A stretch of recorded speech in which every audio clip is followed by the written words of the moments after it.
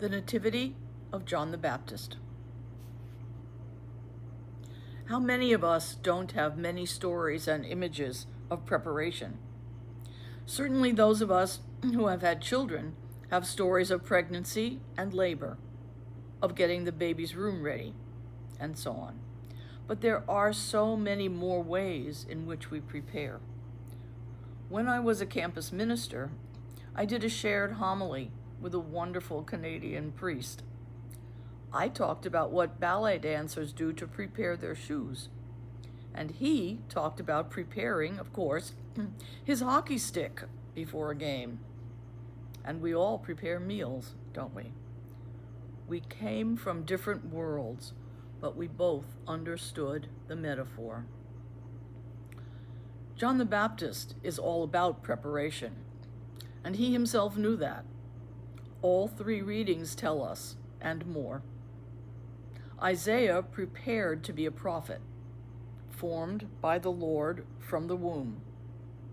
The psalmist also knew you from the womb.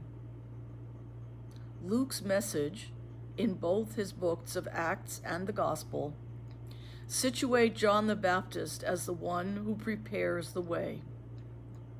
Luke, a Gentile, as tradition tells us, shows how John and Jesus, with the ritual of the circumcision, are both totally a part of the people of Israel.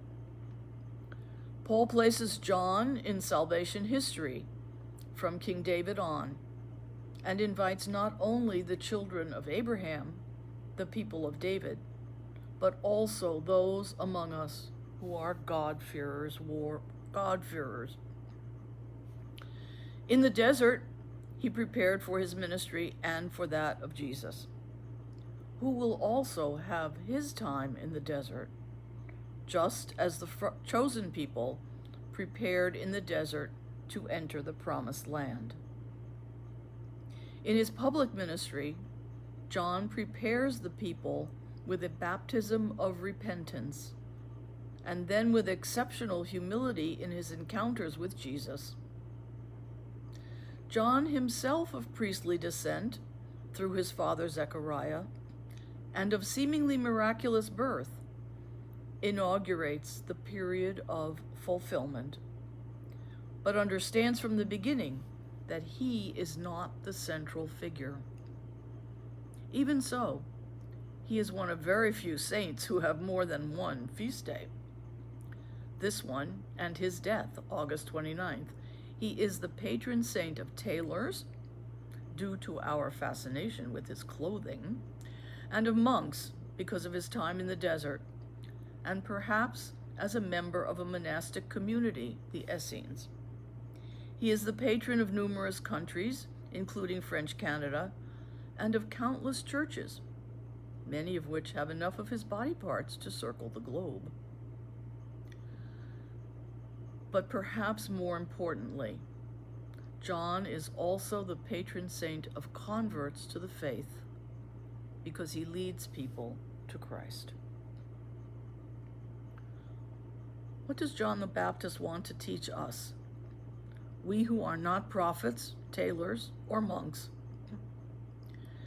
It's about preparation, humility, the desert, and pointing the way.